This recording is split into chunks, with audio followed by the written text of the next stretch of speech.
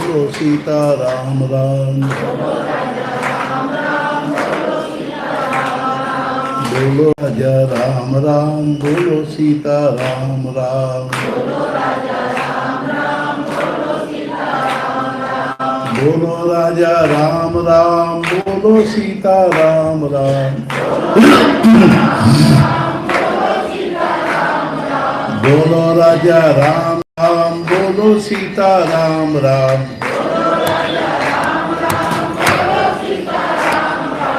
बोलो राजा राम राम, बोलो सीताराम राम।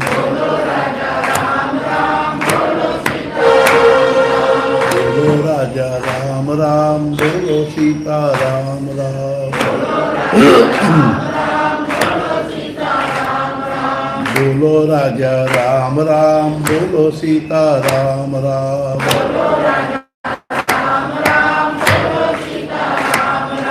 बोलो राजा राम राम, बोलो सीताराम राम।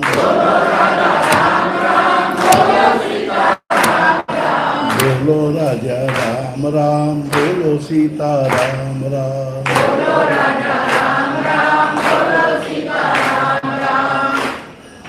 ತುಕಾರಾಮ್ ಮಹಾರಾಜರು ಹಳ್ಳಿ ಒಳಗಿದ್ರು. ದೇಹು ಸಣ್ಣ ಹಳ್ಳಿ, ಅದು ಬಹಳ ಸಣ್ಣ ಹಳ್ಳಿ.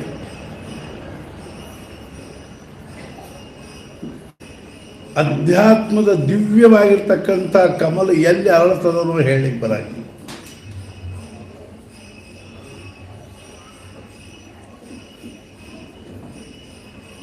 ಜ್ಞಾನೇಶ್ವರ ಮಹಾರಾಜರಿದ್ದೂರು ಆಳಂದಿ, ಅದು ಬಹಳ ಸಣ್ಣ.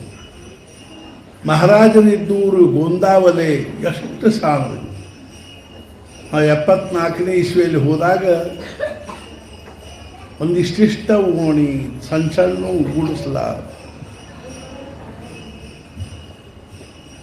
ಸತ್ಪುರುಷರು ಅಂಥಲ್ಲೇ ಇದ್ದುಕೊಂಡು ಇಡೀ ಜಗತ್ತನ್ನು ನಡೆಸಿದರು. ರಾಮಕೃಷ್ಣ ಪರಮಹಂಸರು ಹುಟ್ಟಿದ್ದು ಅದು ಸಣ್ಣ ಕಾಮಾರಪುರ. ಸಮರ್ಥ ರಾಮದಾಸ್ ಸ್ವಾಮಿಗಳು ಹುಟ್ಟಿದ ಜಾಂಬ್, ಅದು ಸಣ್ಣ.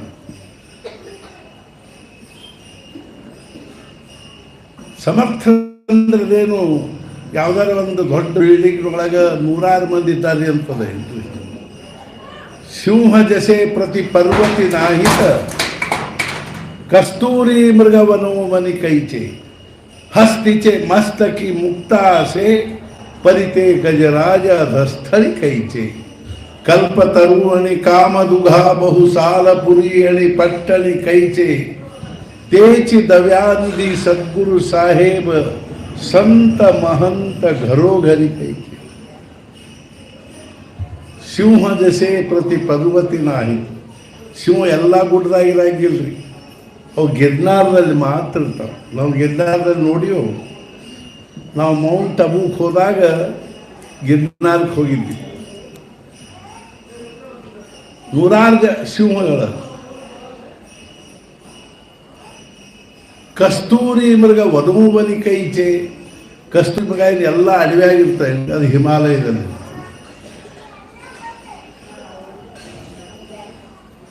ಅರ್ಥಾತ್ ಏನು, ಮುಕ್ತಾಮಣಿ ಅನ್ನುವಂಥದ್ದೇನಿಲ್ಲ, ಆನಿ ಗಂಡಸ್ಥಲವಾಗಿರ್ತದೆ ಅಂತ.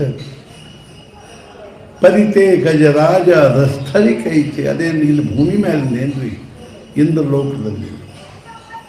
ಕಲ್ಪತರು ಅಡಿ ಕಾಮದುಘಾ ಬಹುಸಾಲ ಪುರಿ ಅಡಿ ಪಟ್ಟಣಿ ಕೈಚೆ. ಕಲ್ಪವೃಕ್ಷ ಕಾಮಧೇನು ಮನೆ ಮನೆಯೊಳಗೆ ಇರ್ಲಿಕ್ಕೆ ಶಕ್ಯ. ತೇಚಿ ದಯಾನಿಧಿ ಸದ್ಗುರು ಸಾಹೇಬ, ಆ ದಯಾನಿಧಿಯಾಗಿರ್ತಕ್ಕಂಥ ಸದ್ಗುರು ಸಾಹೇಬರು ಘರೋಘರಿ ಕೈತೆ, ಮನೆ ಮನೆಯೊಳಗೆ ಆಗಲಿಕ್ಕೆ ಶಕ್ಯದ. ಎಲ್ಲೋ ಒಂದು ಸಮಾಜದ ಒಂದು ಶತಮಾನದೊಳಗೆ ಒಬ್ಬ ಸತ್ಪುರುಷ ಹುಟ್ಟಿ ಬಾಳಿದ ಅಂದರೆ ಅವ ಏನು ಪ್ರವಚನ ಮಾಡಬೇಕು ಅಂತಿಲ್ಲ, ಬಿಡಬೇಕು ಅಂತಿಲ್ಲ, ಗ್ರಂಥ ಬರೀಬೇಕು ಅಂತಿಲ್ಲ, ಬಿಡಬೇಕು ಅಂತಿಲ್ಲ. ಅವ ಬರೇ ಇದ್ರೆ ಸಾಕ್ರಿ, ಸುಮ್ಮನ ಇದ್ದರೂ ಆ ಸಮಾಜದ ಭಾಗ್ಯ. ನಾನು ಮೊನ್ನೆ ಹೇಳಿದೆ, ಮಸ್ತಾನ ಸುಮ್ಮನೆ ಬಿದ್ದುಕೊಂಡಿರ್ತಿದ್ರಿ.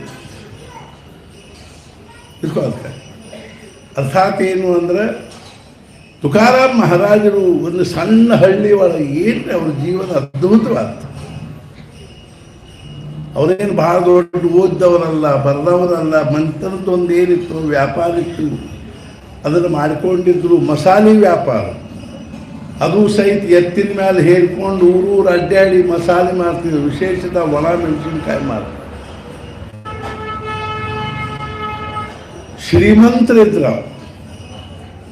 ಮುಂಚೆ ಅವರು ಶ್ರೀಮಂತರಿದ್ದರು, ಜನರಿಗೆ ಸಾಲ ಕೊಡ್ತಿದ್ರು. ಬಹಳ ವ್ಯಾವಹಾರಿಕ ಭಾವದಲ್ಲಿರ್ತಕ್ಕಂಥವ್ರಾಗಿ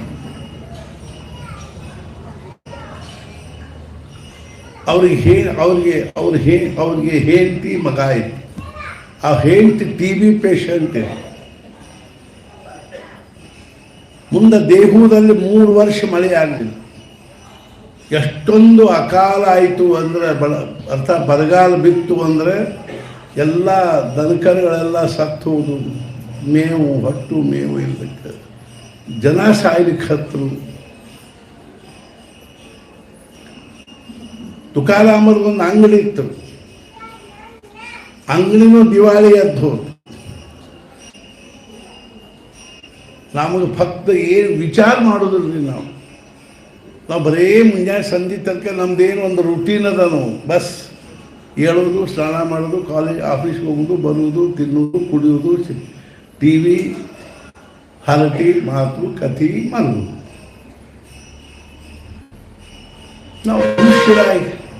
ನಾವು ಮನುಷ್ಯರಾಗಿ ಯಾಕೆ ಹುಟ್ಟಿ ಬಂದೀವಿ? ನಮಗೆ ಏನು ಮಾಡಬೇಕಾಗಿದೆ? ಇಲ್ಲಿ ಬಂದು ಏನು ಸಾಧಿಸಬೇಕಾಗಿದೆ? ಏನೋ ಡಿಗ್ರಿ ಮಾಡಿಕೊಂಡ್ವಿ, ಏನೋ ಒಂದು ಅರ್ಥಾತ್ ಯಾವುದೋ ಒಂದು ಕಲೆಯಲ್ಲಿ ನಾವು ಬಹಳಷ್ಟು ಪರಿಣತಿ ಹೊಂದಿದ್ವಿ, ಅಥವಾ ಬಹಳಷ್ಟು ದುಡ್ಡು ಗಳಿಸಿದ್ವಿ. ಗಳಿಸೋದ್ರಿಂದ ಪ್ರಾರಬ್ಧದಿಂದ ಬರ್ತಿರ್ತದೆ. ಅಂತರದ್ದೊಂದು ಶ್ರೀಮಂತಿಕೆ ಅದ, ಮುಗಿತೇನ್ರಿ, ಕರ್ತವ್ಯ ಆತೇನು. 3 ವರ್ಷ ಮಳೆ ಆಗಲಿಲ್ಲ, ಅಕಾಲ ಬಿತ್ತು, ಅಂಗಡಿ ದಿವಾಳಿ ಎದ್ದು ಹೋತು. ಮೊದಲೇ ಹೆಂಡತಿ ಸತ್ಲು. ಅನ್ನ ಮಣೋನಿ ಬಾಯಿ ಮೇಲಿ ಮುಳುಗಾ ಮೇಲ ಬರೇ ಝಾಲೆ ದೇವ ದಿವಾಳಿ ನಿಘಾವು. ಹೆಂಡತಿ ಸತ್ಲು, ಮಗ ಸತ್ತ. ಅವರವ್ವ ಮತ್ತೊಂದು ಮದುವೆ ಮಾಡಿದ್ಲು. 2ನೇ ಹೆಂಡತಿ ಭಯಂಕರ ಕರ್ಕಶ, ಮಾತಿಗೆ ಒದರಾಡ್ತಿದ್ರು. ಬರೇ ಬೈತಿದ್ಲು. ತುಕಾರಾಮರು ಅಷ್ಟಾಗಲಿ ಆ ಪಾಂಡುರಂಗನೂ ಬೈತಿದ್ರು. ಪಾಂಡ್ಯ, ಕಾಳ್ಯ, ವಿಟ್ಯ ನನ್ನ ಸಂಸಾರ ಎಲ್ಲ ಹಾಳು ಮಾಡಿದ. ಆದ್ರೆ ಇವರು ಅದ್ರ ಬಗ್ಗೆ ಒಂದು ಸ್ವಲ್ಪ ಮನಸ್ಸಿಗೆ ಹಚ್ಚಿಕೊಳ್ಳಿ. ಮತ್ತು ಆಕೆಗೆ ಒಂದು ಕಟು ಶಬ್ದದಿಂದ ಮಾತಾಡಿ ಆಯುಷ್ಯ ಅಲ್ಲ. ಅವಳೇ ನೋಡಿ, ಪ್ರೀತಿ ಇದೆ. ಇಂಥ ಪರಿಸ್ಥಿತಿ ಒಳಗೆ ಅವ್ರು ಏನು ಸಾಧಿಸಿದ್ರು? ಅದ್ಭುತ ಸಾಧಿಸಿ. ನಾನು ಮೊನ್ನೆ ಹೇಳಿದೆ, ಜ್ಞಾನೇಶ್ವರ ಮಹಾರಾಜರು ಪರಮ ಸಾಕ್ಷಾತ್ ವಿಷ್ಣುವಿನ ಅವತಾರ.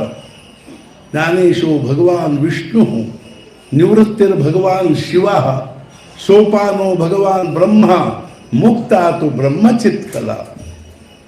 ಜ್ಞಾನೇಶ್ವರ ಮಹಾರಾಜರು ವಿಷ್ಣುವಿನ ಅವತಾರ, ನಿವೃತ್ತಿನಾಥರು ಶಿವನ ಅವತಾರ, ಸೋಪಾನ ದೇವರು ಬ್ರಹ್ಮದೇವರ ಅವತಾರ, ಮುಕ್ತಾಬಾಯಿ ಸಾಕ್ಷಾತ್ ಮಾಯಿ, ಆದಿಮಾಯಿ.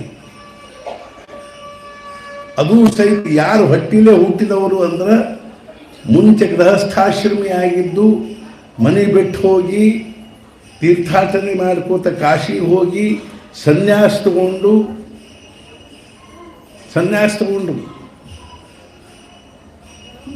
ಜ್ಞಾನೇಶ್ವರ ಮಹಾರಾಜರು ತಂದೆ ಹೋಗಿ ಸನ್ಯಾಸ ತಗೊಂಡು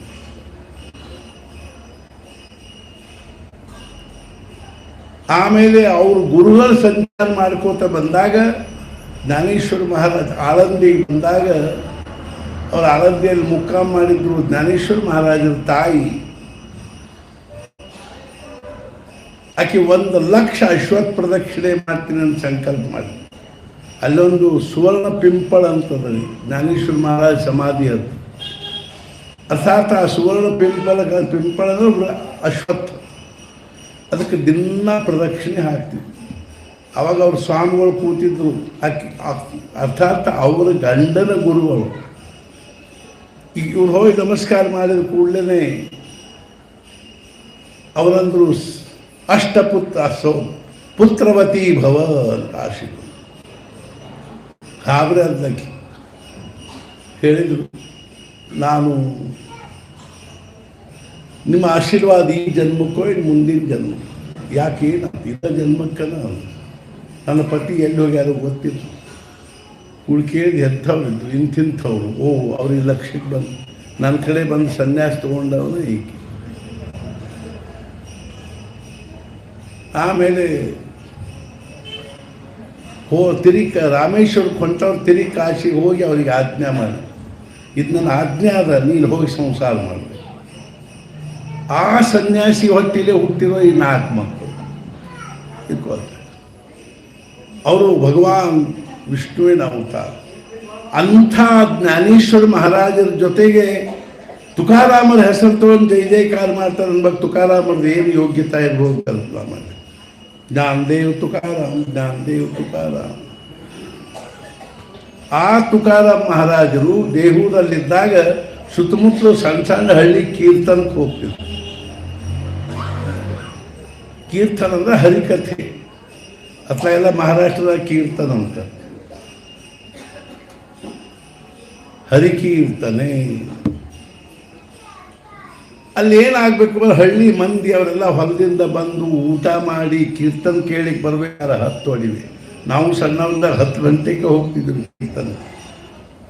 ಅದು ಮಜಾ ಹೆಂಗಿರ್ತಿತ್ತಂದ್ರೆ, ಹೆಣ್ಮಕ್ಳು ಮನೆಯಾಗಿನವರು ಹೆಣ್ಮಕ್ಳು ತಮ್ಮ ಹುಡುಗರಿಗೆ ಹೇಳಬೇಕು, ಹೋಗಿ ನೋಡೋ ಆ ಕೀರ್ತನಕಾರ ಶಾಸ್ತ್ರಿಗಳು ಶಲ್ಲೆ ಹೆಗಲ ಮೇಲೆ ಅದನ್ನು ಟ್ರಂಕಕ್ಕೆ ಕಟ್ಟ್ಯಾರ ನೋಡ್ಕೊಂಬ. ಅಂದ್ರೆ ಅರ್ಥ ಏನಂದ್ರೆ ಹೆಗಲ್ ಇರೋ ತನಕನೂ ಪೂರ್ವ ಪೀಠಿಕಾ ನಡೆದದು, ವೇದಾಂತ ಅಧ್ಯಾತ್ಮ. ಅವ್ರ ನಡಕ್ಕೆ ಏನು ಮಾಡಿಬಿಡ್ತಾರೆ, ಸ್ವಲ್ಪ ಹೇಳಿ ಆಮೇಲೆ ಟ್ರಂಕಕ್ಕೆ ಕಟ್ಟಿ ಆಮೇಲೆ ಅವ್ರು ಬುಕ್ಕೆಟ್ ಹಚ್ಚಿ ಕೀರ್ತನ ಕಥೆ ಶುರುವಾಗ. ಇವರೇನು ಒಂದು ಕಥೆ ಕೇಳಲಿಕ್ಕೆ ಹೋಗವ್ರು. ಅದಕ್ಕೆ ಕೀರ್ತನಕಾರ ಟ್ರಂಕಕ್ಕೆ ಕಟ್ಟ್ಯಾನೋ ಇನ್ನು ಹೆಗಲ ಮೇಲೆ ಅದು ನೋಡ್ಕೊಂಬ. ಮಜಾ ಇರ್ತಿತ್ತು. ನಾವು ಸಣ್ಣವ್ರಿಂದ ನೋಡ್ತಿದ್ವಿ. ಶ್ರೀಪಾದ ಶಾಸ್ತ್ರಿ ಅನ್ನೋರು ಕೀರ್ತನ ಹೇಳಿ ಬರ್ತಿದ್ರು. ಒಂದು ದಿವಸ ತಪ್ಪಿಸ್ತಿದ್ದಿಲ್ಲ ನಾವು. ಇಡೀ ದಿವಸ ಅವ್ರ ಜೊತೆಗೆ ಇರ್ತಿದ್ರು. ಸಾಲಿಗೆ ಹೋಗತ್ತಿದ್ದಿಲ್ಲ ಅವರು. ಗಣೇಶ ಉತ್ಸವದಾಗ ಒಂದು 10 ದಿವಸ ಸಾಲಿಲ್ಲ. ಮುಂಜಾನೆ ಸಂಜೆ ತನಕ ಅವ್ರ ಜೊತೆಗೆ ಭಾಗ್ಯ ರೀ ಖರೆಯದು. ಅಂಥ ಸತ್ಪುರುಷರು ಅರ್ಥಾತ್ ಅಂಥ ಸಜ್ಜನರ ಪ್ರಾಪ್ತ ಆದಾಗ ಈ ನೌಕರಿ ಸಾಲಿ ಏನು ಮಾಡೋದು. ಬಿನು ಹರಿ ಕೃಪಾ ಮಿಲಹಿ ನಹಿ ಸಂತ. ಭಗವಂತನ ಕೃಪಾ ಇಲ್ಲದ ಸಾಧು ಸಂತರ ಭೇಟಿಯಾಗೋದು ಬಹಳ ದುರ್ಲಭ. ಅವ್ರು 10 ಗಂಟೆ ಕೀರ್ತನ ಶುರು ಮಾಡ್ತಿದ್ರು, 1 ಗಂಟೆಗೆ ಮುಗಿತಿತ್ತು. 3 ತಾಸು ಕೀರ್ತನ ನಿಂತ್ಕೊಂಡು ಹಿಂದೆ ಮುಂದೆ ಅಡ್ಡೆ ಹಾಕ್ಕೊಳ್ತಾರೆ. ಒಬ್ರು ಕರಿಗೋದ್ರಿ ಅನ್ನೋರು ಒಬ್ರು ಕೀರ್ತನ ಬರ್ತಿದ್ರು. ನಡಕ್ ಮಾರ್ತು ಬಿಡ್ತಿದ್ರು ಅವ್ರು. ಮುಂದಿನ ಪ್ರಸಂಗ ತಾವು ಏನು ಹೇಳಿಕ್ಕೆ ಹತ್ತಾರನ್ನು ಮಾರ್ತು ಬಿಡ್ತಿದ್ರು. ಹಿಂದೆ ಮುಂದೆ ಬಂದ ಮುಂದೆ ದೊಡ್ಡ ಮಂದಿ ಮುದುಕರೆಲ್ಲ ಕೂತಿರ್ತಿದ್ರು. ಅವ್ರ ಮುಂದೆ ಟೊಂಕದ ಕೈ ಇಟ್ಕೊಂಡು, ಏನ್ರಪ್ಪ ನಾಯಿ ಎಲ್ಲಿಗೆ ಬಂದೀನಿ ಅಂತ ಕೇಳ್ತಿದ್ರು. ನಾವೆಲ್ಲ ಹಿಂದೆ ಹುಡುಗರು ನಾವು ಟೇಬಲ್ ಬುಡಕ್ಕೆ ತಬಲಾ ಬಾರಿಸೋ ಅವ್ರು ಟೇಬಲ್ ಮೇಲೆ ಕೂತ್ಕೊಂಡು ಬಾರಿಸ್ತಿದ್ರು. ನಾವು ಬುಡಕ್ಕೆ ಕೂಡ್ತಿದ್ವಿ. ಟೇಬಲ್ ಅವ್ನ ಬುಡಕ್ಕೆ ಹಾರ್ಮೋನಿಯಮ್ನ ಬುಡಕ್ಕೆ ಟೇಬಲ್ ಅದ್ರ ಬುಡಕ್ಕೆ ನಾವು ಯಾಕಂದ್ರೆ ನಮ್ಮನ್ನು ಮುಂದೆ ಕೂಡಿಸಿ ಕೂಡ್ತಿದ್ದಿಲ್ಲ. ಎಲ್ಲ ಮನೆ ಊರಾಗಿನ ದೊಡ್ಡ ಎಲ್ಲ ಮಂದಿ ಕೂತಿರ್ಬೇಕು. ಅವ್ರು ಹಿಂಗೆ ನಾವು ಎಲ್ಲಿ ಬಂದೀರಪ್ಪ ಈಗ ಅಂತ ಕೇಳ್ಕೊಂಡು ನಾವು ಹಿಂದೆ ಕೂತಿರ್ತೀವಿ. ಕಟ್ಟಿ ತುದಿಗೆ ಬಂದೀರಿ ಅಂತ, ಇನ್ನೊಂದು ಹೆಜ್ಜೆ ಮುಂದೆ ಎಷ್ಟು ಬೀಳ್ತೀರಿ.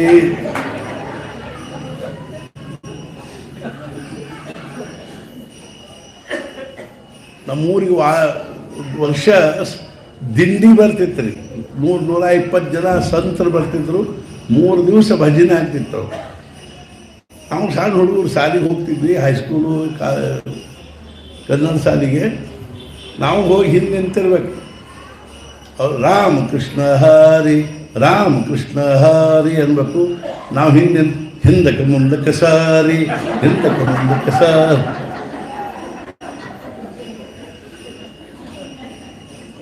ಬರೀ ಹಿಂದೆ ಕಾಲದಲ್ಲಿ ನಮ್ದೆಲ್ಲ ಗುಂಡ ಆಡೋದು, ಗಜಗ ಆಡೋದು, ಚಿಲಿಪಣಿ ಆಡೋದು, ಭಗವಿ ಆಡೋದು, ಓದತ್ತಿದ್ದಿಲ್ಲ ನಾವು. ಮತ್ತು ಇವು ವಿದೇಶಿ ಆಟ ಯಾವ ಬರ್ತಿದ್ದಿಲ್ಲ ನಮಗೆ. ಕೀರ್ತನಕ್ಕೆ ಅವರು ಅದರೊಳಗೆ ಕೀರ್ತನ ಇರ್ತಿದ್ದು, ರಾಮಕೃಷ್ಣ ಧ್ಯಾನಿ ಅನ್ಬೇಕು, ಪಾಂಡುರಂಗ ಧ್ಯಾನಿ ಅಂದ್ಕೂಳೆ ನಿನಗೇನು ಬಂತು ಧ್ಯಾನಿ.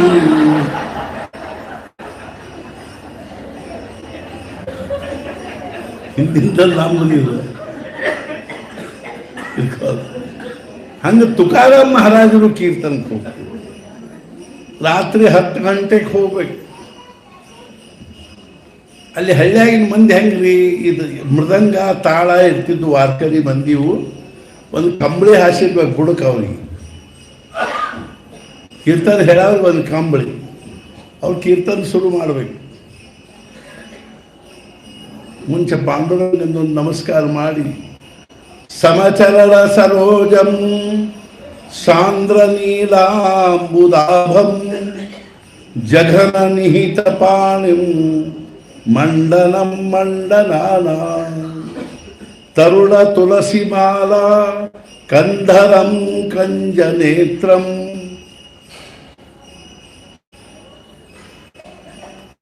ವಿಜಯಧವಲಹಾಸಂ ವಿಠ್ಠಲಂ ಚಿಂತಯಾಮಿ.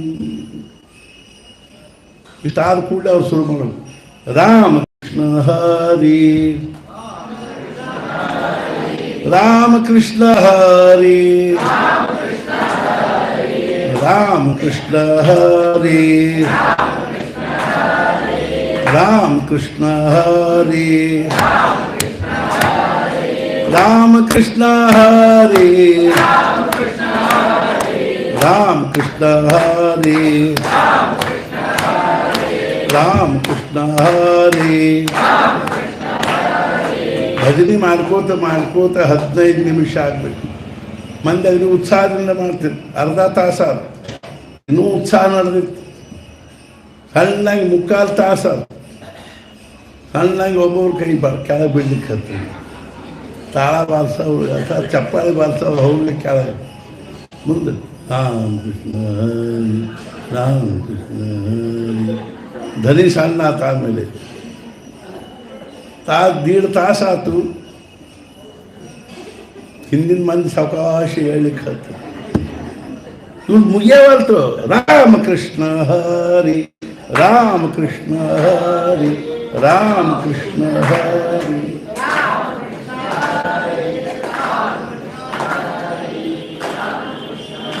ಅರ್ಥಾತ್ 10 11 ಆತು, 12 ಆತು, 1 ಆತು, 2 ಆತು. ಮಂದಿ ಎಲ್ಲರೂ ಆ ತಬಲ ಮೃದಂಗ ತಾಳದವರು ಸಣ್ಣಂಗೆ ಅವರು ಹೋಗ್ಬಿಟ್ಟಿಲ್ಲ. ತುಕಾರಾಮ್ ಮಹಾರಾಜ ಯಾವುದವ್ರಿಗೆ ಎಷ್ಟು ಮಗ್ಗಿರ್ತಾರೆ ಅಂದ್ರೆ ಅರ್ಥಾತ್ ಅವ್ರ ಅಂತಃಕರಣದೊಳಗೆ ಆ ಪರಮಾತ್ಮನ ದಿವ್ಯವಾಗಿರ್ತಕ್ಕಂಥ ಆ ಮೂರ್ತಿ ಕಾಣ್ತಾ ಇದೆ. ಭಕ್ತಿರಸ ಓತಪ್ರೋತವಾಗಿ ಹರಿತಾ ಇದೆ ಅವ್ರ ಬಾಯಿ ಮುಖದಿಂದ. ರಾಮಕೃಷ್ಣ ಹರಿ ರಾಮಕೃಷ್ಣ ಹರಿ ರಾಮಕೃಷ್ಣ. ಯಾರು ಹೊಡಿತು? ಒಬ್ಬನ ಕೂತಿದ್ರಿ. ಯಾರು? ಅವ್ ಕೆಳಗೆ ಕಂಬಳಿ ಹಾಸಿದ್ಲ, ಅವ ಒಬ್ಬನ ಕೂತಿದ್ದ. ಬಿಟ್ಟು ಹೋಗ್ಲು ತಗೊಂಡು ಹೋಗ್ಲು, ಬಿಟ್ಟು ಹೋಗ್ಲು ತಗೊಂಡು. ಕಳಿಕೆ ಇವರಿಗೆ ಭಾವಾವೇಶ ಬಂದು ಕುಡಿಲಿಕ್ಕೆ ಹತ್ತಿರಿ. ಈ ಮ್ಯಾಲೆ ಜಿಗದ್ರು ಕಂಬಳಿ ಎಳ್ಕೊಂಡು ಅವನು ಬಂದ.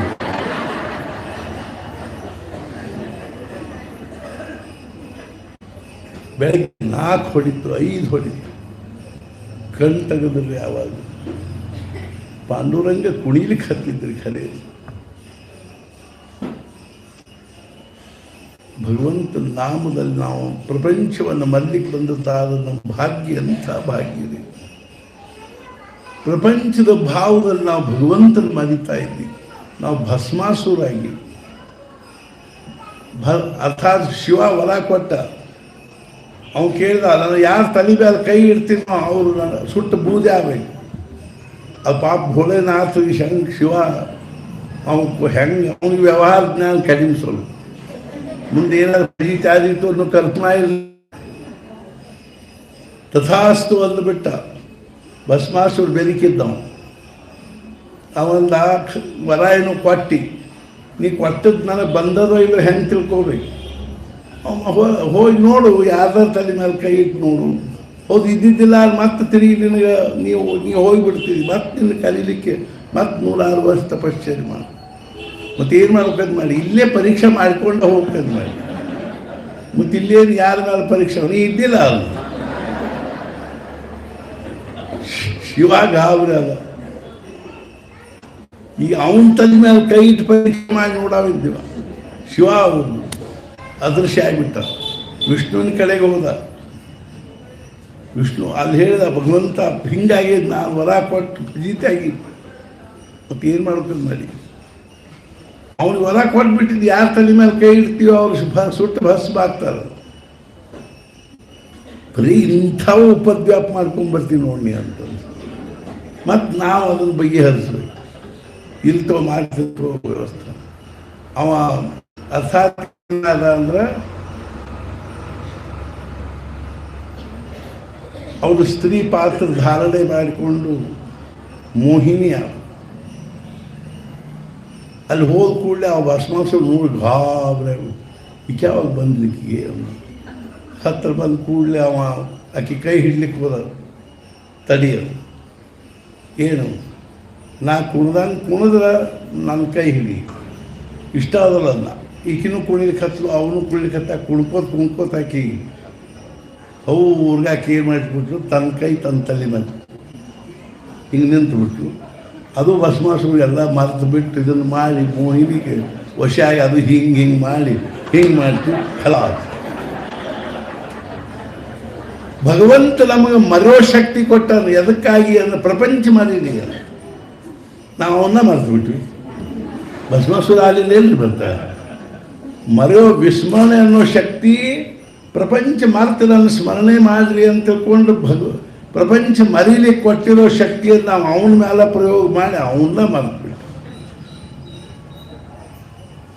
ಭಗವಂತಂದ ಯಾಕಂದ್ರೆ ಇವರಿಗೆ ಮರೆಯೋ ಶಕ್ತಿ ಕೊಟ್ಟಪ್ಪ. ಪ್ರಪಂಚ ದುಃಖಗಳನ್ನು ನೆನಪು ಮಾಡ್ಕೊಂಡು ಗೋಳಾಡ್ಕೊತ ಹೋಗುವಲ್ಬೇಕಾಗಿ. ಮತ್ತು ಸ್ಮರಣ ಶಕ್ತಿನೂ ಕೊಟ್ಟಂದ್ರೆ ಯಾಕೆ ನನ್ನ ಸ್ಮರಣ ಮಾಡು, ನನ್ನ ಸ್ಮರಣ ಪ್ರಪಂಚವನ್ನು ಮರಿ ನನ್ನ ಸ್ಮರಣೆ ಮಾಡಿ ತಿಳ್ಕೊಳ್ಳೋದು. ನಾ ಯಾಕೆ ಹೇಳಿ ಕತ್ತೀನಿ ಅಂದ್ರೆ 4 ಹೊಡಿತೀನಿ. ಬೋಲೋ ರಾಜ ರಾಮ ರಾಮ್, ಬೋಲೋ ಸೀತಾ ರಾಮ ರಾಮ್,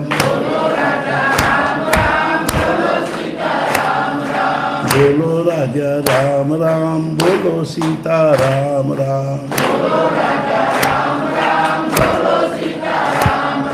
ಬೆಳಗಿನ 4 ಬೇಡ್ರಿ, ಇನ್ನೊಂದು 2 ತಾಸಿನ 4 ಹೊಡಿಲ್ಲನ. ಬೋಲೋ ರಾಜ ರಾಮ ರಾಮ್, ಬೋಲೋ ಸೀತಾ ರಾಮ ರಾಮ್, ಬೋಲೋ ರಾಜ ರಾಮ ರಾಮ್, ಬೋಲೋ ಸೀತಾ ರಾಮ ರಾಮ್, ಬೋಲೋ ರಾಜ ರಾಮ ರಾಮ್, ಬೋಲೋ ಸೀತಾ ರಾಮ ರಾಮ್.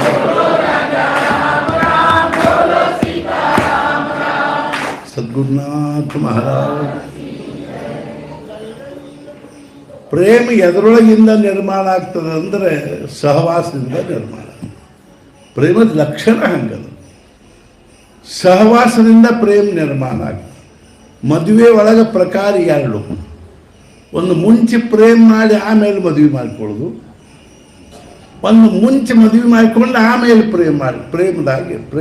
ಪ್ರೇಮದಲ್ಲೇ ಇದು. ಮುಂಚೆ ಅವ್ರಿಗೆ ಗೊತ್ತಿರಂಗಿಲ್ಲ, ಇವ್ರಿಗೆ ಗೊತ್ತಿರಂಗಿಲ್ಲ, ಮದುವೆ ಆಗ್ತದೆ, ಮದುವೆ ಆದಾಗ ಇಬ್ಬರು ಪ್ರೇಮದಲ್ಲೇ ಇರೋದು. ಆ ಮಗುವಿಗೆ ತಾಯಿಯ ಸಹವಾಸ ಗರ್ಭದೊಳಗಿಂದ ಆಗಿರೋದರಿಂದಾಗಿ ಆ ಮಗುವಿಗೆ ತಾಯಿಯ ಒಂದು ಬಗ್ಗೆ ಪ್ರೇಮ. ಸಹವಾಸ ತಪ್ಪು ಒಂದು ಪ್ರೇಮ ಕಡಿಮೆ ಆಗ್ತದೆ. ಒಬ್ಬಾಕಿ ಮಗ 6 ವರ್ಷದವಿದ್ದ, 6-7 ವರ್ಷದವಿದ್ದ. ಅಕಸ್ಮಾತ್ ಒಂದು ದಿವಸ ಅವನು ಯಾವನೋ ಒಬ್ಬ ಸಾಧು ಕರ್ಕೊಂಡು ಹೋಗ್ಬಿಟ್ಟು, ತುಳಸಿದಾಸನ ಕರ್ಕೊಂಡು ಹೋದಾಗ ಕರ್ಕೊಂಡು ಹೋಗಿ ಮುಂದೆ 12-13 ವರ್ಷ 14-15 ವರ್ಷ ಅವನು ತನ್ನ ಕಡೆಗೆ ಇಟ್ಕೊಂಡು ಸಾಧನೆ ಮಾಡಿಸಿದ, ಅವನು ದೊಡ್ಡ ಸಾಧು ಆದ ಅಂತ ಇಟ್ಕೊಂಡು ಅವನು ಊರಿಗೆ ಬಂದ. ಎಲ್ಲರೂ ಹೋಗಿ ಅವನ ದರ್ಶನ ಮಾಡುವಂಥ ತಾಯಿನೂ ಹೋದ. ಅದು ಮಗ ಅಂತ ಅವನಿಗೆ ಗೊತ್ತಿಲ್ಲ. ಕಾರಣ 12-13 ವರ್ಷ ಸಹವಾಸ ಇಲ್ಲ. ಈಗ 23-24 ವರ್ಷದವಾಗ.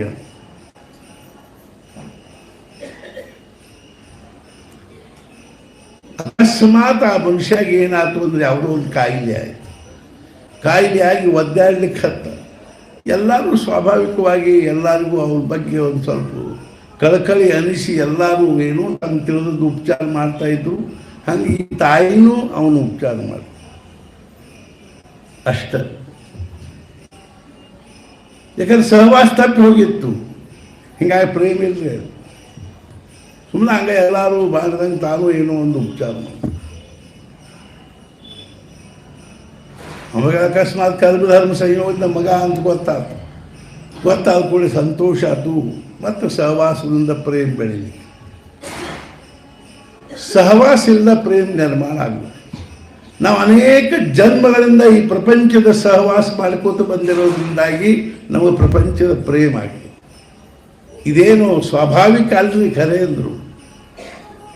ಅಜ್ಞಾನದಿಂದ, ಅವಿವೇಕದಿಂದ ಮತ್ತು ಸಹವಾಸದಿಂದ ಹುಟ್ಟಿರೋದು. ಈ ಪ್ರಪಂಚದ ವ್ಯವಸ್ಥಾನ ಹೆಂಗದ ಅಂದ್ರೆ, ಈ ಜನ್ಮದೊಳಗೆ ನಮ್ಮ ತಂದೆ ತಾಯಿ, ಅಣ್ಣ ತಮ್ಮ, ಅಕ್ಕ ತಂಗಿ, ಗಂಡ ಹೆಂಡತಿ, ಮಕ್ಕಳು, ನಾವೆಲ್ಲರೂ ಇದ ಜನ್ಮದೊಳಗನ ಸಂಬಂಧಿತ. ಹೋದ ಜನ್ಮದಲ್ಲಿ ಅವ್ರು ಯಾರಿದ್ರು, ನಾವು ಯಾರಿದ್ರು.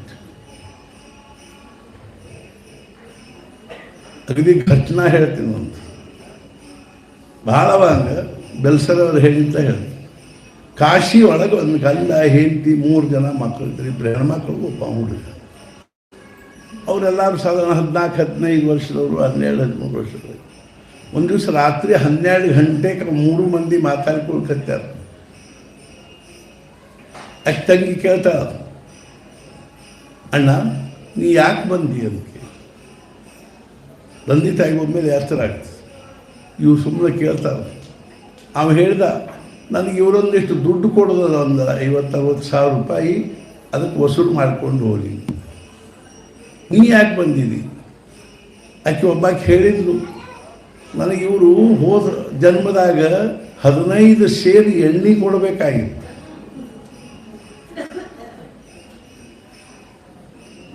ಸಾತಿ ಗಣಿಗಾರಿಕೆಗ್ಲೋ ಏನೋ ಗೊತ್ತಿಲ್ಲ, ಆ ಎಣ್ಣೆ ಕೊಟ್ಟಿಲ್ಲ. ಅದಕ್ಕಾಗಿ ಎಣ್ಣೆ ತೊಗೊಂಡು ಹೋಗ್ಲಿಕ್ಕೆ ಬಂದಿಲ್ಲ. ಎಂಥ ಎಣ್ಣೆ? ಎಣ್ಣೆ ತೊಗೊಂಡು ಹೋಗ್ಲಿಕ್ಕೆ ಬಂದು, ಸಾಸಿವೆ ಎಣ್ಣೆ. ಇನ್ನೊಬ್ಬಾಕಿನ ಕೇಳಿದ್ರು, ಆಕಿನೂ ಹಿಂಗೆ ಹೇಳಿದ್ರು, ಒಂದು 10 ತೊಲೆ ಬಂಗಾರ ಮುಳುಗ್ಸ್ಯಾರ ಇವರು, ಅದನ್ನು ತೊಗೊಂಡು ಹೋಗ್ಲಿಕ್ಕೆ ಬಂದಿ. ತಂದೆ ತಾಯಿ ಆಶ್ಚರ್ಯ ಆಯ್ತು. ಇನ್ನೂ ಒಂದು ಹಂಗೆ ಅವ್ರು ಅಷ್ಟಷ್ಟು ತೊಗೊಂಡು ಹೋಗ್ಬಿಟ್ರಿ. ಮುಂಬೈಯಲ್ಲಿ ಒಬ್ಬ ಹಿಂಗೆ ಠೇಲೆದ ಮೇಲೆ ಅರಿವಿ ಇಟ್ಕೊಂಡು ಮಾರಾವಿದ್ದ. ಅವ ಗುಜರಾತಿ ಮನುಷ್ಯ. ಕರ್ಮಧರ್ಮ ಸಂಯೋಗದಿಂದ ಅವನ ಮನೆ ಒಳಗೆ ಒಂದು ಸಣ್ಣ ಹುಡುಗ ಹುಟ್ಟಿದ. ಆತ ಒಂದು ಗಂಡು ಮಗು ಹುಟ್ಟಿದ. ಅವನಿಗೆ ಹುಟ್ಟಿದ ಕೂಡಲೇ ಅದು ಸಾಧಾರಣ ಬೆಳಿಲಿಕ್ಕೆ ಹತ್ತು. ಒಂದು ದಿವಸ ಒಬ್ಬ ಅವನೊಂದು ನಿಯಮ ಏನಿತ್ತು ಅಂದ್ರೆ, ಇನ್ನೊಂದು ಅಥವಾ ಸೇಡ್ಜಿದು ಅಥವಾ ಇವು ಗುಜರಾತಿ ಮನುಷ್ಯಂದು, ಮಾರ್ವಾಡಿ ಮನುಷ್ಯಂದು, ಪ್ರತಿ ದಿವಸ ಅಲ್ಲೊಂದು ಮಂದಿರ ಅದ, ಕೃಷ್ಣ ಮಂದಿರ. ಅಲ್ಲಿ ಸಾಧುಗಳು ಕೂತಿರ್ತಿದ್ರು. ನಾವು ನೋಡಿಲ್ಲ ಅದು. ಅವು ಪ್ರತಿ ದಿವಸ ಒಬ್ಬ ಸಾಧುನ ಮನೆಗೆ ಊಟಕ್ಕೆ ಕರ್ಕೊಂಡು ಹೋಗಿ ಅಲ್ಲಿ ಬರ್ತಿದ್ದ. ಯಾವುದಾದ್ರು ಒಬ್ಬ ಸಾಧುನ ಆಪ್ ಹಮಾರೆ ಘರ್ ಜೀವನಕ್ಕೆ ಪ್ರಸಾದ ಕೇಳಿ ಆಗಿ. ಹಿಂಗೆ ಒಂದು ದಿವಸ ಒಬ್ಬ ಸಾಧುನ ಕರ್ಕೊಂಡು ಹೋದ. ಬೆಲ್ಸರೆ ಅವರ ಅಥವಾ ತಾತ್ಯಾ ಸಾಹೇಬ್ರ ಮನೆ ಜೊತೆಗೆ ಈ ಸೇಡ್ಜಿ ಸಂಬಂಧದ ಹೇಳ್ತೀನಿ ನಾನು. ಕರ್ಕೊಂಡು ಹೋದ ಕೂಡಲೇ ಅವು ಸಾಧು ಖರೆ ಚಲೋ ಸಾಧು ಇದ್ದವು, ಸಾಧನೆ ಮಾಡೋ ಸಾಧು ಇದ್ದ. ಅವಾಗ ಅವನಿಗೆ ಆ ಕೂಸಿನ ತಂದು ನಮಸ್ಕಾರ ಮಾಡಿಸಿ. ಅವನು ನೋಡಿದ ಅವನಿಗೆ ಗಾಬರಿ ಆದ. ಅರೆ ಬೇಟಾ ತುಮ್ ಯಹಾ ಕೈಸೆ ಅಂತ. ಆಮೇಲೆ ಹೇಳಿದ, ಅಚ್ಛಾ ಅಚ್ಛಾ आवाज उन कर ये बेटा ये जो बच्चा है ना ये ऐसे वैसे नहीं आया है, यह बच्चा तुमको 60,000 रुपये देकर जाने के लिए आया है। 1 साल में यह बच्चा तुमको 60,000 रुपये देकर जाने के लिए आया। ನಾವು ಸುಮ್ಮನೆ ಕರ್ತವ್ಯ ದೃಷ್ಟಿಯಿಂದ ಎಲ್ಲ ಬರೋಬ್ಬರಿ ಅದು. ನಾವು ವ್ಯಾಮೋಹಕ್ಕೆ ಕರ್ತವ್ಯದ ಬಣ್ಣ ಕೊಟ್ಕೊಂಡೇವೆ ಅಷ್ಟ. ಅದು ಹೆಂಗ್ರಿ, ಮಗನಿಗೆ ಶಿಕ್ಷಣ ಕೊಡೋದು ಕರ್ತವ್ಯದ ಅಂತೀವಿ, ನಾವು ಅಂತೀವಿ, ಬರೋಬ್ಬರಿ ಅದು. ಮತ್ತು ವ್ಯಾಮೋಹ ಯಾಕಂತೀರಿ, ಅವನಿಗೆ ನೀವು ಅಡ್ಮಿಷನ್ ಮಾಡಿಸ್ಕೊಡ್ರಿ, ಫೀ ತುಂಬ್ರಿ, ಬುಕ್ ಕೊಡಿಸ್ರಿ, ಅವನಿಗೆ ಅಡ್ಡಾಡಲಿಕ್ಕೆ ಏನು ವಾಹನ ಕೊಡಿಸ್ರಿ, ವಸ್ತ್ರ ಗಿಸ್ತ್ರ ಕೊಡಿಸ್ರಿ, ಟ್ಯೂಷನ್ ಹಚ್ಚ್ರಿ, ನಪಾಸ್ ಆದ್ರೆ ಅಳಬೇಡ. ಇದು ಕರ್ತವ್ಯ. ನಪಾಸ್ ಆದ್ರೆ ನಮಗೆ ದುಃಖ ಆಗೋದು ಅಂದ್ರೆ ನಾನು ಇಷ್ಟೆಲ್ಲ ಮಾಡಿದೆ ಆದರೂ ಅವನು ಏನಾದ ನಪಾಸ್ ಆದ, ನನ್ನ ಮಗ ಹೆಂಗೆ ನಪಾಸ್ ಆದ, ಇದು ವ್ಯಾಮೋಹ.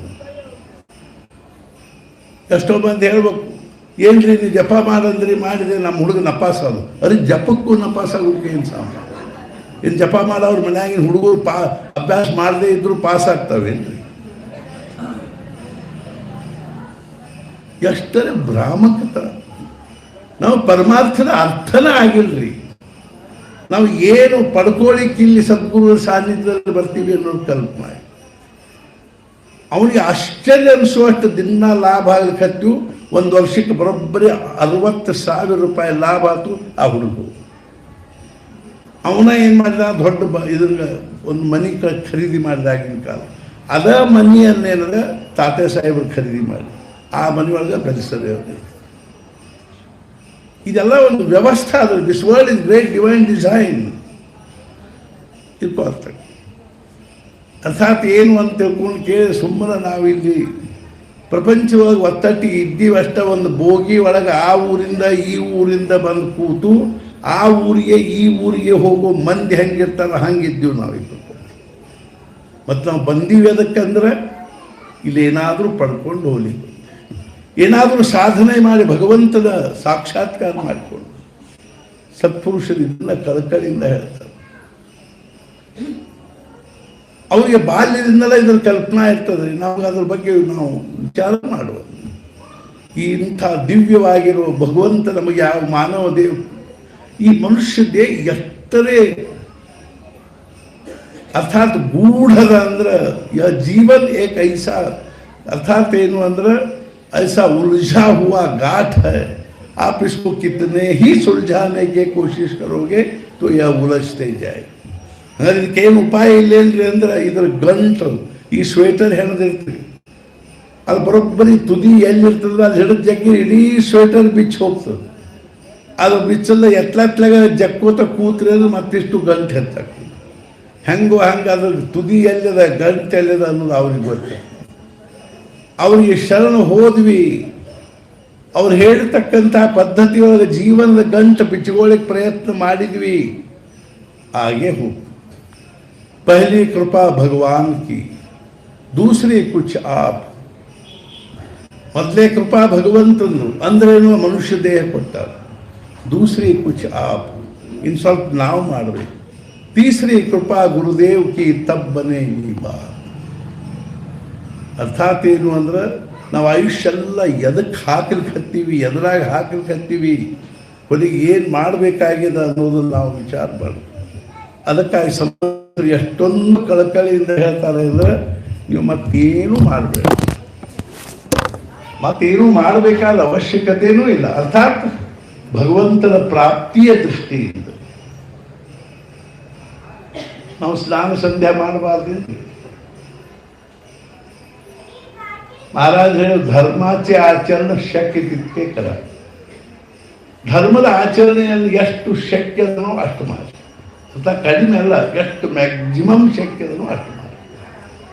ನೀತಿಚೆ ಪಾಲನ್ ಪ್ರಾಣ ಬರೋಬರ್ ಸಂಭಾಳ. ನೀತಿಯನ್ನು ಮಾತ್ರ ಪ್ರಾಣದ ಜೊತೆ ಕಾಯ್ಕೊಂಡು, ನಾಮ್ ಮಾತ್ರ ಪ್ರಾಣ ಗೆಲೆ ತರಿ ಸೋಡೋಣಂತ, ನಾಮ್ ಮಾತ್ರ ಪ್ರಾಣ ಹೋದರೂ ಬಿಡಬೇಡ. ಮಹಾರಾಜನೊಬ್ಬರು ಕೇಳಿ, ಮಹಾರಾಜ್ ವೇದಾಂತದಲ್ಲಿ ಏನಂತಾರಲ್ಲ, ಅಥಾತೋ ಧರ್ಮ ಜಿಜ್ಞಾಸ ಅಂತ ಸೂತ್ರದ ಮಾತು. ಆದ್ದರಿಂದ ಹಿಂಗೆಲ್ಲ ಇರೋದ್ರಿಂದ ಅಥಾತೋ ಬ್ರಹ್ಮ ಜಿಜ್ಞಾಸ ಅಂತ ಸೂತ್ರ. ಅಥ ಅತಃ ಆಮೇಲೆ, ಅಥ ಅನ್ನೋದು ಆದ್ದರಿಂದ ಬ್ರಹ್ಮ ಜಿಜ್ಞಾಸೆ ಮಾಡು. ಏನಾದ ಮೇಲೆ? ಸಾಧನ ಚತುಷ್ಟಯ ಸಂಪನ್ನಾನಂತರಂ ಬ್ರಹ್ಮ ಜಿಜ್ಞಾಸ ಕರ್ತವ್ಯ. ಸಾಧನ ಚತುಷ್ಟಯ ಸಂಪನ್ನ ಆಗುವ ಬ್ರಹ್ಮ ಜಿಜ್ಞಾಸೆ ಮಾಡಬೇಕು. ಸಾಧನ ಚತುಷ್ಟಯ ಅಂದ್ರೆ ಏನ್ರಿ? ಛೇ ಛೇ ಛೇ ಛೇ ಛೇ, ಅವು ಅದ್ಭುತ. ಮೊದಲೇದ ಆತ್ಮಾನಾತ್ಮ ವಿವೇಕ ಬೇಕು. ಆತ್ಮ ಯಾವುದು, ಅನಾತ್ಮ ಯಾವುದು, ಶಾಶ್ವತ ಯಾವುದು, ಅಶಾಶ್ವತ ಯಾವುದು, ನಿತ್ಯ ಯಾವುದು, ಅನಿತ್ಯ ಯಾವುದು, ಯಾವ್ದು ನಾಶ ಆಗ್ತದನು ಅದು ಅರ್ಥಾತ್ ಅಶಾಶ್ವತವಾದ, ಯಾವುದು ಶಾಶ್ವತವಾಗಿ ಉಳಿತವೆ ಶಾಶ್ವತ.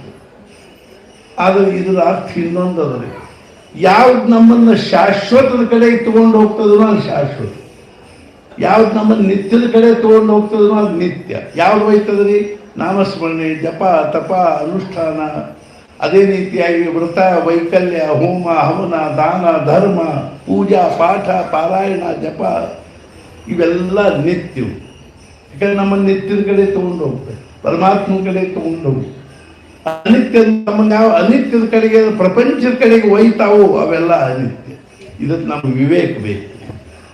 ಎದ್ರೊಳಗೆ ಎಷ್ಟು ನಾವು ನಮ್ಮ ಸಮಯವನ್ನು ಖರ್ಚು ಮಾಡಬೇಕು ಅನ್ನೋ ವಿವೇಕ. ನಿತ್ಯದ ಕಡೆಗೆ ಹೋಗುವ ವಿಷಯದಲ್ಲಿ ಅಥವಾ ಸಾಧನೆಯಲ್ಲಿ ಖರ್ಚು ಎಷ್ಟು ಮಾಡಬೇಕು, ಅನಿತ್ಯದ ಕಡೆಗೆ ಹೋಗುವಂತಹ ಸಾಧನೆಯಲ್ಲಿ ಎಷ್ಟು ಖರ್ಚು ಮಾಡಬೇಕು. ಬೇಕಾದಷ್ಟು ನಾವು ಆಯುಷ್ಯ ತುಂಬ ಉಂಡಿರುವಲ್ವಿ, ತಿಂದಿರುವಲ್ವಿ, ಇನ್ನೂ ಅನೇಕ ಪ್ರಕಾರದ ಭೋಗಗಳನ್ನು ಉಪಭೋಗ ಮಾಡಿರುವಲ್ವಿ, ಚಂದ ನಾವು ಅರ್ಥಾತ್ ಏನು ಅದು ವಸ್ತ್ರಾಭರಣಗಳನ್ನು ಧಾರಣೆ ಮಾಡಿರುವಲ್ವಿ. ಕೊನೆಗೆ ಈ ದೇಹ ಆಗುವುದು ಬೂದಿ, ಇದು ಅಶಾಶ್ವತ. ಅದಕ್ಕೆ ಎಷ್ಟು ಖರ್ಚು ಮಾಡಬೇಕು, ಅದ್ರ ಸಲುವಾಗಿ ಎಷ್ಟು ಸಮಯ ನಾವು ಖರ್ಚು ಮಾಡಬೇಕು, ಇದಕ್ಕೆ ವಿವೇಕ ಅಂತ. ಆಮೇಲೆ ಇಹ ಮೂತ್ರ ಫಲಭೋಗ ವಿರಾಗ, ಈ ಪ್ರಪಂಚದೊಳಗಿನ್ನೂ ಸ್ವರ್ಗದೊಳಗಿನ್ನೂ ಎಲ್ಲ ಭೋಗಗಳ ಬಗ್ಗೆ ವೈರಾಗ್ಯ ಬೇಕು. ಆಮೇಲೆ ಅರ್ಥಾತ್ ಸಾಧನ ಚತುಷ್ಟಯ ಸಂಪನ್ನ, ಅರ್ಥಾತ್ ಶಮದಮಾದಿ ಷಟ್ ಸಂಪತ್ತಿ, ಶಮ, ದಮ, ತಿತಿಕ್ಷಾ, ಉಪರತಿ, ಶ್ರದ್ಧಾ, ಸಮಾಧಾನ, ಇವು ಒಂದೊಂದಕ್ಕೆ ಎಷ್ಟೋ ದಿವಸ. ಆಮೇಲೆ ಮುಮುಕ್ಷುತ, ಮೋಕ್ಷ ಪಡ್ಕೋಬೇಕನ್ನೋ ತಳಮಳ. ಆ ತಳಮಳ ಹೆಂಗಿರ್ಬೇಕು ಅಂದ್ರೆ, ಒಂದು ಮೀನು ಒಂದು ನೀರಿನಿಂದ ಮೇಲೆ ಎತ್ತಿದ್ರೆ ಆ ಮೀನು ನೀರಿಗಾಗಿ ಎಷ್ಟು ಚಡಪಡಿಸ್ತದನೋ ಅಷ್ಟು ನಮಗೆ ಭಗವಂತನ ಸಾಕ್ಷಾತ್ಕಾರ ಬಗ್ಗೆ ತಳಮಳ ಆಗಿ ಚಡಪಡಿಕೆ ಆಗ ನಾವು ಆರಾಮ ಹೆಂಗಿದ್ದು ಆರಾಮಿದ್ದೀವಿ. ನೀವು ನಾವು ಆರಾಮ ತಿಂದ್ಕೊಂಡು ಉಳ್ಕೊಂಡು ಆರಾಮಿದ್ವಿ. ಕಲಾಕರನು ಹಂಗೆ ಆರಾಮ. ನಮ್ಮ ಗೋಶಾಲೆಯಲ್ಲಿ ಬಂದು ನೋಡಿದ್ವಿ ಹೆಂಗೆ ಮಸ್ತ್. ಮೊನ್ನೆ 2 ಹುರುಗಳು ತೊಗೊಂಡಿವಿ, 1,60,000 ಕೊಟ್ಟು. ಹಂಗೆ ಮಸ್ತ್ ಅವ. ನಮ್ಗಿಂತಲೂ ಅವ ಚಲೋ ಅದ. ಇಷ್ಟಕ್ಕೆ ನಾವು ಹುಟ್ಟಿ ಬಂದು 4 ದುಡ್ಡು ಗಳಿಸಿದ್ವಿ, ತಿಂದು ಉಂಡು ಆಯುಷ್ಯ ಕಳೆದ. ಆದ್ದರಿಂದ ಸತ್ಪುರುಷರ ಕಳಕಳಿ ಏನದ ಅಂದ್ರೆ, ಏನಾದರೂ ಸ್ವಲ್ಪ ಮಾಡಿ. ಏನು ಮಾಡ್ಬೇಕ್ರಿ ಅಂತಂದ್ರೆ, ಅವ್ರು ನಮಗೆ ಯಾಕೆ ಏನೂ ಮಾಡಬೇಕಾದ ಅವಶ್ಯಕತೆ ಇಲ್ಲ ಅಂತ ಯಾಕಂತಾರ ಅಂದರೆ, ಒಂದು ಮಾಡುವುದಲ್ಲಿ ನೀಗವಲ್ಸ್ ನಮಗೆ. ಇನ್ನು ಅದನ್ನು ಮಾಡಲಿ ಇದನ್ನು ಮಾಡಲಿ ಅಂತ ಹೇಳಿಬಿಟ್ರೆ ಮುಗಿದ ಹೋದು. ಮಹಾರಾಜ ಕಡೆಗೆ ಜನರು ಬರ್ತಿರ್ಬೇಕು, ಯಾರು ಬಂದು ನಮಸ್ಕಾರ ಮಾಡಿಸ್ಬಿಟ್ಟು ಮಹಾರಾಜ ಕೇಳಿ ಎಲ್ಲಿಂದ ಬಂದ್ರಿ, ಬಹಳ ಅಗ್ರಿ ಸೌಜನ್ಯದಿಂದ ಕೇಳ್ತಿದ್ದೆವು. ಎಲ್ಲಿಂದ ಬಂದ್ರಿ? ನಾವು ಕರ್ನಾಟಕದಿಂದ ಬಂದ್ವಿ. ಇವ್ರು ಹಿಂಗೆ ಮಹಾರಾಜಂದು ಸಂತೋಷ. ಮನೆಯಲ್ಲಿ ಯಾರ್ಯಾರು ಇದ್ದೀರಿ? ನಾನು ರೀ, ನನ್ನ ಹೆಂಡತಿ, ನಮ್ಮವ್ವ, ಅಪ್ಪ, ಒಂದು 2 ಮಕ್ಕಳು. ವ್ಯವಸಾಯ ಏನು ಮಾಡ್ತೀವಿ, ಉದ್ಯೋಗ ಇದೆ, ನಮ್ದು ಅಂಗಡಿ ಅದ ರೀ, ಬಿಸ್ನೆಸ್. ಹಿಂಗೆಲ್ಲ ಕೇಳಬೇಕು. ಮನೆ ಸ್ವಂತ ಮನೆ ಅದ, ಹೊಲ ಅವರಿ 10-12 ಎಕರೆ ಹೊಲ. ಮತ್ತು ದುಡ್ಡು ಪಟ್ಟು ಇಟ್ಟಿವ್ರಿ ಬ್ಯಾಂಕ್ನಾಗ ಇಟ್ಟಿವಿ 15-20 ಲಕ್ಷ ಬ್ಯಾಂಕ್ನಾಗ ಎಲ್ಲ ಕೇಳಿದ ಬಳಿಕ ದೇವ್ धर्म काय करता देವರು धर्म ಏನು ಮಾಡ್ತೀವಿ ते तर चाललेलंच आहे ಅದು ನಡೆದ ಅದು ಗಣಪತರಾವ್ ದಾದಿದೇವರಂದು ಒಂದು ದಿವಸ ಮಹಾರಾಜ್ ನೀವು ಹೇಳಿ ಕೂತದ್ದು ಅಧ್ಯಾತ್ಮ, ನೀವು ಹೇಳಿಕ್ಕೆ ಇರೋದೇ ಅಧ್ಯಾತ್ಮ. ಇಷ್ಟೆಲ್ಲ ಬಜಾರ್ ಹುಡ್ಕೊಂಡು ಸಂತಿ ಹುಡ್ಕೊಂಡು ಕೂತಿರೋದೇ ಅಧ್ಯಾತ್ಮ ಹೇಳಲಿಕ್ಕೆ. ನೀವು ಅದರ ಮುಂಚೆ ಹೇಳೋ ಬದಲಿ ಏನದ ಮನಿ ಮಾರು ಪ್ರಪಂಚ ವ್ಯವಹಾರ ಲಾಭ ನುಕ್ಸಾನ ಮನಿ ಒಳಗೆ ಅತ್ತಿ ಸೊಸಿ ಮಾವ ಇತ್ಯಾದಿ ಇವನ್ನೆಲ್ಲ ಯಾಕೆ ಕೇಳ್ಕೊತ ಕೂಡ್ತೀವಿ? Waste of time. ಅವಾಗ ಮಹಾರಾಜ ಹೇಳಿದ್ರು, ತೋರಿಸ್ತೀನಿ ನಿಮಗೆ, ಹಿಂಗೆ ಕೇಳಿದ್ರು. मग देव धर्म चाल काय ते तर चाललेलंच आहे. ಅದೇನು ನಡೆದ ಮಹಾರಾಜ ಹೇಳಿದ್ರು. ಅಷ್ಟೆಲ್ಲ ಕೇಳಿದ ಬಳಕ ಅಗದಿ ಪ್ರೀತಿಯಿಂದ ಕಳಕಳಿಯಿಂದ ಕೇಳಿದ ಬಳಕ ಬರೇ ಇಷ್ಟ ದೇವ ಧರ್ಮ काय करता ಅಂತ ಸಾವಕಾಶ ಕೇಳಿದ್ದಕ್ಕೆ ಅದೇ ನಡೆದ ಬಿಡ್ರಿ. ಏನು ಅದನ್ನೇನು ಅದ್ಕೊಂಡು ಏನು ಕೇಳು. ನಮ್ಮ ಮಳ್ಯಾರೇ ಲಂಡನ್ನಾಗಿದ್ದಾನೆ, ಅಲ್ಲಿ ಜಾಯಿಸ್ತವನು. ಎಲ್ಲ ಕೇಳಿದ ಬಳಕ ಕೇಳಿದ್ರೆ ಹಿಂಗೆ ಹೇಳ್ತಾರೆ, ಬಂದ ಕೂಡ ಅದನ್ನ ಕೇಳಿಬಿಟ್ರೆ ಊಟ ನಿಮ್ಮ ಊಟ ಬೇಡ, ನಿಮ್ಮ ಹುಡುಗಿನೂ ಬೇಡ, ಬಂದ ಕೂಡ ಪುಟ್ಸ ಬೇರೆ ಏನು ನಿಮಗೇನು ಇಲ್ಲೇ ಇದ್ದೀನು ಕೇಳಲಿಕ್ಕೆ ಹೇಳಲಿಕ್ಕೆ. ನಿಮ್ದು ಏನು ಪರಿಸ್ಥಿತಿ ಆಗಿದ್ದೀರಿ, ಹೆಂಗಿದ ಏನದ ಅದೆಲ್ಲ ಕೇಳಬೇಕಿಲ್ಲ. ತಿರುಗಿ ಮುಗಿ ಬಂದು ಜಪ ಮಾಡ್ತೀರಿ ನಿಮ್ಮ ಅಂಶೋಳು ಪಾಳಿ ಬರ್ತದೆ ನಮ್ಗೆ. ಹಿಂಗಾಗಿ ನಾವು ಬರೀ ಮುಂಚೆ ಇದನ್ನ ಕೇಳಿಬಿಡ್ತೀವಿ. ಎಲ್ಲಿಂದ ಬಂದ್ರಿ, ಏನು ಮಾಡ್ತೀರಿ, ಹೆಂಗದ ಏನದ ಎಲ್ಲ ಕೇಳಿರ್ಬೇಕು. ಜಪ ಅದು ಮಾಡ್ತೀವಿ ಯಾವಾಗಾರ ಮಾಡ್ಕೋತಿರ್ತೀವಿ. ಕೆಲವ್ರಂತ ನಮ್ಮ ಮನುಷ್ಯ ಅಖಂಡ ನಡೆದೇ ಇರ್ತದೆ. ಮಾಲಿಪಾಲಿ ಹಿಡಿದ್ರೆ ನಾವು ನಮ್ಮ ಮನುಷ್ಯ ಅಖಂಡ ನಡೆದೇ ಇರ್ತದೆ. ನಮ್ಮ ಪಟ್ನ ಅತ್ಲಾಗಿತ್ಲಾಗಿದ್ದ ಶಾಲು ಮಾಲಿ ಸಿಕ್ಕರೆ ಹಾಕಿ ಮಾಲಿ ಹಾಕಿ ನಮಸ್ಕಾರ ಮಾಡೋರು ನಾವು. ಒಳಗೆ ಅಖಂಡ ನಡೆದವರು. 60 ವರ್ಷ ಅದು ಮುದ್ದಾಡ್ಲಿಕ್ಕೆ ಹತ್ತೀವಿ, ಎಲ್ಲೆಲ್ಲೂ ಒಳಗೆ ಖಂಡದ ಆಗ್ಯದ ಬರೀ.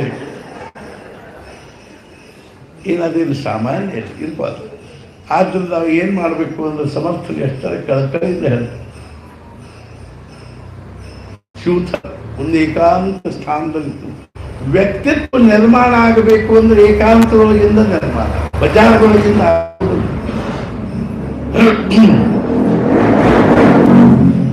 ನಮ್ಮ ಒಳಗಿನಿಂದ ಏನಾದರೂ ನಮ್ಮ ವ್ಯಕ್ತಿತ್ವದಲ್ಲಿ ವಿಕಾಸ ಆಗಬೇಕು ಅಂದರೆ ಅದು ಯಾವುದೋ ಪ್ರಕಾರವಾಗಿ, ಬೌದ್ಧಿಕವಾಗಿ ಆಗಲಿ, ಆರ್ಥಿಕವಾಗಿ ಆಗಲಿ, ಭಾವನಾತ್ಮಕವಾಗಿ ಆಗಲಿ, ಅದರೊಳಗೆ ನಿರ್ಮಾಣ. ರಾಮಕೃಷ್ಣ ಪರಮಹಂಸರು ಒಂದು ಕಡೆ ಇದ್ರು. ನೀವು ಎಷ್ಟು ಅರ್ಥ ಘೋರ ಪ್ರಾಪಂಚಿಕರು ಇರ್ಕೊಳ್ರೆ, ಆದ್ರೆ ನಿಮಗೆ ಪರಮಾರ್ಥದ ಬಗ್ಗೆ ಅಧ್ಯಾತ್ಮದ ಬಗ್ಗೆ ಏನಾದರೂ ಚೂರ್ಚಾರು ಜಿಜ್ಞಾಸ ಕಳಕಳಿ ಅಥವಾ ಅದ್ರ ಬಗ್ಗೆ ಏನಾದರೂ ಮನುಷ್ಯನಾಗ ನಾವು ಏನಾದರೂ ಸ್ವಲ್ಪ ಮಾಡಬೇಕಪ್ಪ ಅಂತ ಅನಿಸ್ತಿತ್ತು ಅಂದರೆ ತಿಂಗಳದಾಗ ಒಂದು 2 ದಿವಸ 3 ದಿವಸ ಅಥವಾ 2 ತಿಂಗಳದಾಗ 2-3 ದಿವಸ ಅಥವಾ 3 ತಿಂಗಳದಾಗ ಯಾಕಾಗುವಂತಕ್ಕ ಒಂದು 2-3 ದಿವಸ ಇಂಥ ಜಗದಾಗ ಹೋಗಿರ್ಬೇಕಲ್ಲ. ಅಲ್ಲಿ ನಮ್ಮ ಪ್ರಪಂಚ ಮನಿ ಮಾರು ವ್ಯವಹಾರ ಎದರದ್ದು ಸಂಪರ್ಕ, ಅಲ್ಲಿ ಶಾಂತವಾಗಿ ಕೂತ್ಕೊಂಡು ನಾಮಸ್ಮರಣೆ ಅಷ್ಟೇ ಸಾಕು. ಅಷ್ಟಷ್ಟ ನಮ್ಮ ಅಂತಃಕರಣದೊಳಗೆ ಆ ಭಾವ ಬೆಳಿಲಿಕ್ಕೆ ಅಂದ್ರೆ ಮನೆ ಒಳಗೂ ಸಹಿತ ಮುಂಜಾನೆ ಎದ್ದು ಒಂದು ಅರ್ಧ ತಾಸು ಯಾಕಾಗೋದು ಶಾಂತ ಕೂತ್ಕೊಂಡು ನಾಮಸ್ಮರಣೆ ಮಾಡಿದ್ರೆ ಇಡೀ ದಿವಸ ನಮ್ಮ ತಲೆ ತಣ್ಣಗೆ. ಮಹಾರಾಜ್ ಭಾಳ ಚಂದ ಉದಾಹರಣೆ ಹೇಳಿ, ಮುಂಜಾನೆ ಒಂದು ಅರ್ಧ ತಾಸು ಧೋ ಧೋ ಧೋ ಧೋ ಮಳೆ ಆಯ್ತು, ಸಂಜೆ ತನಕ ಹೆಂಗೆ ತಂಪ ವಾತಾವರಣ, ಹಂಗೆ ಇರೋದು. ಸ್ವಲ್ಪ ನಾಮಸ್ಮರಣೆ ಮಾಡಬೇಕು ಅನ್ನೋ ಕಳಕಳಿಯಿಂದಲೇ ಸಮರ್ಥರು ಹೇಳ್ತಾ ಇದ್ದಾರೆ. ಚಾಪಳದಲ್ಲಿ ಕೂತ್ಕೊಂಡು ಅವರ ಶಿಷ್ಯ ಕಲ್ಯಾಣ ಸ್ವಾಮಿ ಬರೀತಾ ಇದ್ದಾರೆ. ಕಲ್ಯಾಣ ಸ್ವಾಮಿ ಅದು ಸಮರ್ಥರ ಪರಿವಾರದ ಭಾಳ ದೊಡ್ಡ ಕಥೆ ಅದ. ಕಲ್ಯಾಣ ಸ್ವಾಮಿ ಬಗ್ಗೆ ಒಂದು 2 ನಿಮಿಷ ಟೈಮ್ ಮುಗೀತದೆ. ಅರ್ಥಾತ್ ಸಮರ್ಥರು ಕೊಲ್ಲಾಪುರಕ್ಕೆ ಹೋದಾಗ ಅಲ್ಲಿ ಅಂಬಾಬಾಯಿ ಗುಡಿಯೊಳಗೆ ಒಂದು ಕೀರ್ತನೆ ನಡೀತು. ದಿನ ಯಾರಾದರೂ ಒಬ್ಬರು ಬಂದರು, ನಾಳೆ ನಮ್ಮ ಮನೆಗೆ ಊಟಕ್ಕೆ ಬರ್ರಿ, ಆಯ್ತು. ಹೆಂಗೋ ಒಬ್ಬರು ಮನೆಗೆ ಊಟಕ್ಕೆ ಹೋಗಿದ್ದರು. ಊಟಕ್ಕೆ ಹೋದಾಗ ಸಮರ್ಥರು ಕೂತಿದ್ದರು. ಒಬ್ಬ ಹುಡುಗ, ಸಾಧಾರಣ ಒಂದು 10-12 ವರ್ಷದ ಹುಡುಗ, ಎಷ್ಟರೇ ಅರ್ಥಾತ್ ಏನು ಚಟ್ಪಟ್ ಕೆಲಸ ಮಾಡ್ತಿದ್ದ. ಅವನು ನೋಡಿ ಸಮರ್ಥರಿಗೆ ಆಕರ್ಷಣೆ ಆಗ್ತದೆ. ಅಲ್ಲದಲ್ಲ, ಹುಡುಗ ಚಲೋ ಇದ್ದಾನೆ, ಇವನ್ನ ನಾವು ತಗೊಂಡು ಹೋಗ್ತೀವಿ. ಭಾಗ್ಯ ನೋಡಿ ಆ ಹುಡುಗನ ಮುಂಬಾಜಿ ಅಂತ ಹೆಸರು. ಆ ಹುಡುಗನ ಕರೆದು, ನೀ ಯಾರ ಬೇಕಿಪ್ಪ? ನಾನು ರೀ ಇವರೇನು ನಿಮ್ಮನ್ನು ಊಟಕ್ಕೆ ಕರೆದಾರಲ್ರಿ, ಅವ್ರ ತಂಗಿ ಮಗ. ಎಲ್ಲಿರ್ತೀರಿ? ಇಲ್ಲೇ ನಮ್ಮ ಮಾಮನ ಮನೆಯಾಗ್ರಿ. ಯಾಕೆ ಇಲ್ಲಿರ್ತೀರಿ? ನಮ್ಮ ತಂದೆ ತೀರ್ಕೊಂಡಾರ್ರಿ, ನಮ್ಮ ಅವ್ವ, ನಾವಿಬ್ಬರು ಅಣ್ಣ ತಮ್ಮ ರೀ. ನಮ್ಮ ಮನೆಯೊಳಗೆ ಭಾಳ ಬಡತನ ಅದ ರೀ, ಪಟ್ಟಿ ಕಠಿಣ ಅದ ರೀ, ಅದಕ್ಕೆ ನಾವಿಲ್ಲಿ ಬಂದಿದ್ದೀವಿ. ನೀವು ಬರೀಲಿಕ್ಕೆ ಬರ್ತದೆ ಅಂತ. ಬರ್ತದೆ, ಒಂದು 4 ಅಕ್ಷರ ಬರ್ತು, ನಾ ಹೇಳ್ತೀನಿ, 4 ಶಬ್ದ ಬರ್ತು. ಸಮರ್ಥರು ಹೇಳಿದರು. ಆ ಹುಡುಗಿ ಎಷ್ಟು ಚಂದ ಬರದ ಅಂದ್ರೆ ಸಮರ್ಥರಿಗೆ ಅನ್ನಿಸ್ತು, ಮುಂದೆ ನಮಗೆ ಉಪಯೋಗ ಆಗ್ತದೆ. ಆಮೇಲೆ ನಿಮ್ಮ ತಾಯಿನ ಕರೀರಿ, ಅಲ್ಲ ನಿಮ್ಮ ಮಾಮನ ಕರೀರಿ. ಆ ಹುಡುಗ ಕರೆದ, ಅವನು ಬಂದು ನಮಸ್ಕಾರ, ನಾನು ನಿಮ್ಮನ್ನೊಂದು ಮಾತು ಕೇಳ್ತೀನಿ, ನೀವು ಹ್ಞೂ ಅಂದರೆ ಏನು? ನಮಗೆ ಈ ಹುಡುಗ ಬೇಕು. ಆ ಮನುಷ್ಯನಿಗೆ ಎಷ್ಟರೇ ಸಮಾಧಾನ ಆತಂದ್ರೆ ಅವನು ಯಾವುದೊಂದು ಪ್ರಶ್ನೆನೇ ಆಗಿತ್ತು. ಅರ್ಥಾತ್ ಏನು ಅಂದರೆ ಅವನು ಕುಟುಂಬ ದೊಡ್ಡದು, ಅದರೊಳಗೆ ಇವು 2 ಹುಡುಗರನ್ನ ಇಟ್ಕೊಂಡು ಅವ್ರ ತಾಯಿ ಇದ್ದರು. ಮುಂದೆ ಇರ್ತಾರೆ ಭವಿಷ್ಯ ಹೆಂಗ ಅನ್ನೋ ಬಗ್ಗೆ. ಅವ್ರೇನು ಸಾಲಿಗೆ ಹೋಗ್ತಿದ್ದಿಲ್ಲ, ಪಾಲಿಗೆ ಹೋಗ್ತಿದ್ದಿಲ್ಲ. ಮನುಷ್ಯನಾಗ ಅವ್ನು ಅನಿಸ್ತಿತ್ತು, ಮುಂದೆ ಇವ್ರನ್ನ ಕಲಿಸ್ಬೇಕು, ಬಿಡಬೇಕು, ಮುಂದೆ ಇವ್ರ ಮದುವೆ, ಮುಂದೆ ಇವ್ರ ಪ್ರಪಂಚ. ಸಮರ್ಥರಿಗೆ ಕೇಳಿದ ಕೂಡ ಅವನ ಶಾಸ್ತ್ರ ನಮಸ್ಕಾರ, ಮಹಾರಾಜ್ ನಮ್ಮ ಭಾಗ್ಯದಲ್ಲಿ ಆದ್ರೆ ನಮ್ಮ ತಂಗಿನ ಒಂದು ಮಾತು ಕೇಳ್ತು.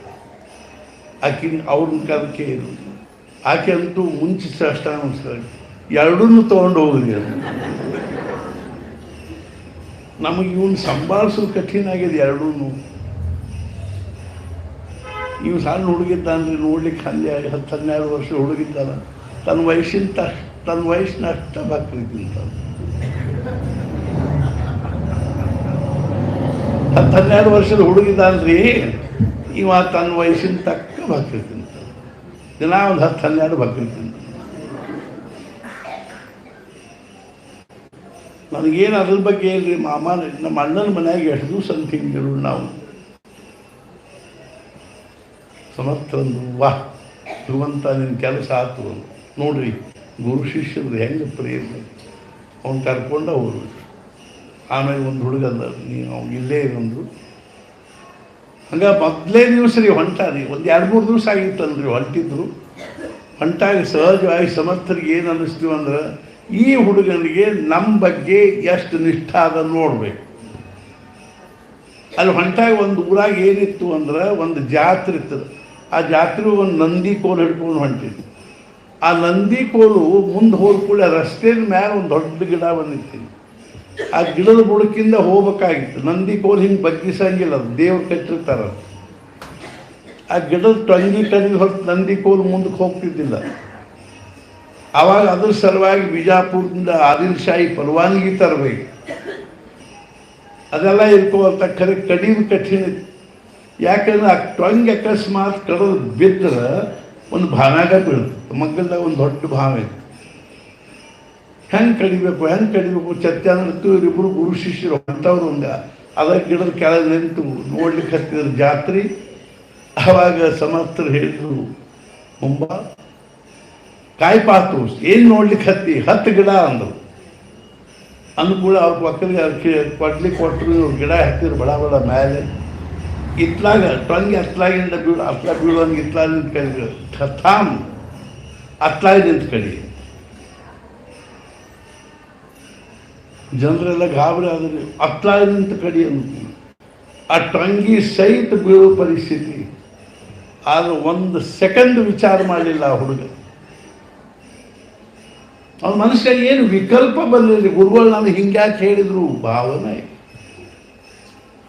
ನಾವು ನೋಡ್ತೀವಿ ನಮ್ಮಲ್ಲಿ ಗುರುಗಳ ನಿಮ್ಮ ತಿಳಿಯಂಗಿಲ್ರಿ, ಸ್ವಲ್ಪ ಸುಮ್ಮನೆ ಎಲ್ಲ ಬರೋದಕ್ಕೆ ಮಾಡಿ ಗುರುಗಳ ಹಣ್ಣಿ ಹಣಿಗೆ ಹಚ್ಚು ಕೋಲ್ಯಾಗ ಬಾಗ ಹಾಕ್ಕೊಂಡು ಹಿಂದಿ ಬಂದಲ್ಲ ಪಟ್ಲ ಹತ್ಲಾಗಿ ನಿಂತವನ ಗಿಡ ಕಳೆದು ಹೇಳ್ತೀನಿ, ಟೊಂಗಿ ಕಳೆದ್ರೆ ಟೊಂಗಿ ಸಹಿತ ಭಾಗ ಸಮರ್ಥ ಸುಮ್ಮನೆ ಪೆಟ್ಟನಿಲ್ಲ. ಮಂದೆಲ್ಲ ಗಾಬರಿಯಾಗಿ ಆ ಸಮರ್ಥನ ಹೊಡಿಲಿಕ್ಕೆ ಬಂದು ಏನ್ರಿ ತಿಳಿದ್ರೇನ್ರಿ ಪಾಪ ಸಣ್ಣ ಹುಡುಗನ ಮ್ಯಾಲ ಹತ್ತಿಸಿ ಇತ್ಲ ನಿಂತು ಕರೆದಿದ್ರೆ ಟೊಂಗಿ ಅಷ್ಟ ಬೀಳ್ತಿತ್ತು, ಅತ್ಲ ನಿಂತು ಕಡಿ ಅಂತ ಹೇಳಿದ್ರಿ. ಆ ಹುಡುಗ ಪಾಪ ನೋಡ್ರಿ ಅಲ್ಲಿ ಬಾಯ ಬಿದ್ದು ಸತ್ತು ಹೋತು, ಅದನ್ನು ಯಾರಿಗೂ ಗೊತ್ತು. ಸಮರ್ಥರು ಏನು ಉತ್ತರ ಕೊಟ್ಟಿನಿ, ಸುಮ್ಮನೆ ಬುದ್ಧಿಗಿದ್ದರೆ ನಿನಗೆ ಸಾಧು. ಸುಮ್ಮ ಬಾವಿ ದಂಡಿಗೆ ಬಂದರು, ಏನಪ್ಪಾ ಕಲ್ಯಾಣವಾಗಿದೆಯೇನೋ ಅಂತ ಕೇಳಿ. ಮೂನ್ರಿ ಗುರುಗಳ ನಾನು ಕಲ್ಯಾಣವಾಗಿದ್ದೀನಿ. ಅವತ್ತಿಂದ ಅವು ಕಲ್ಯಾಣ.